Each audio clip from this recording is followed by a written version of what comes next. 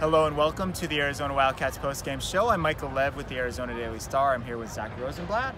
My colleague, we're at Sun Devil Stadium where earlier today, Arizona lost to Arizona State 42-30. If we had had this video at halftime of the game, Zack, it would have been a completely different story. Everything changed in the third quarter, but maybe it changed a little bit earlier than that.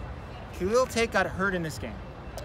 We don't know exactly when it happened. Rich Rod, who was extremely agitated after the game, said that he got nicked up, banged up, his left shoulder sometime in the first quarter, but it seemed like he really got hurt on the very last play of the first half. How did things change once Khalil was out of the game and Brandon Dawkins had to come in the third quarter? It was just like, something about that play just like drained everything out of the momentum they had.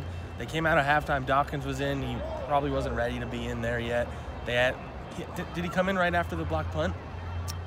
He came in his first series. His first series preceded the block punt. They had the ball first, but nothing happened. They had the ball first. Yes. They went 3 and out. Then the block punt happened. Yes. Okay. So then the block punt happened, and ASU scores, and then he throws an interception on the next drive. I believe. Correct. I mean, it's just like it was one thing after another. Josh Pollock kicked the ball on the ground. They somehow recovered it and made it okay. Dawkins had like a 50-yard run at one point, but it felt over already at that point. And then when it finally seemed like maybe they had a good play go their way, the Shum Brown kick return or punt return, whatever, kick return, there was blocking the back call. That's questionable. But it was just, I've never seen a sequence like that third quarter. They went into halftime up 24-14, and pretty quickly it felt like they lost the game. Like I've never personally experienced that covering Arizona. You know, they faced an adverse situation. They did not handle it well. Somewhat similar to how things went at Oregon when, there was some strife in the game. They just didn't handle it the right way. You thought maybe that they would learn their lesson from that game and handle this better. But I feel like losing Khalil Tate was a shock to the system, Just like he shocked them positively when he came in Colorado, or he shocked the Buffaloes. It was sort of the reverse of that in this game, and they just, they couldn't keep it together in that third quarter. It was 21-0 for the Sun Devils in the third. It went from a 24-14 lead to a 35-24 deficit. Now, the other aspect of this game, besides the whole quarterback situation, the special teams play that you referenced, their defense actually did a commendable job, I would say, given that they didn't have Justin Belknap, they didn't have Luca Bruno, Derek Bowles played but was not 100%, came in, giving up tons of rushing yards.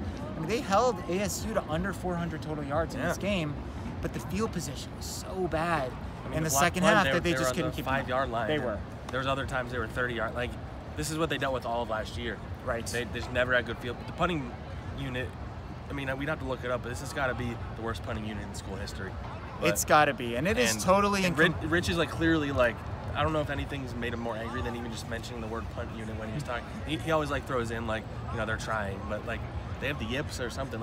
Put DeBeer out there. What do you have to lose at this point? Right. I mean, it's the bowl game. I've mentioned this before. I like Josh Pollock a lot. I think he's a really good kid, but it's in his head right now. That snap was perfect, and he dropped it, and then he tried to kick the ball left-footed. Arizona actually kept the ball in that situation. Just as it was drawn up. As I called it on Twitter, the onside punt. And they ended up scoring, so they're down 35-30. They go for 2. Play doesn't work, so then you're down 5. They can't stop them from scoring.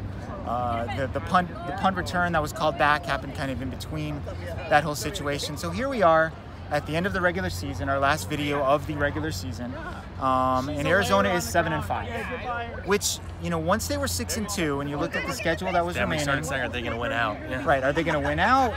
What's the worst case scenario? This is probably the worst case scenario. Especially Khalil's injury is. Right, with Khalil being injured, having 6 wins at the end of October, and now you're only 7-5. You knew Oregon State was going to be a win.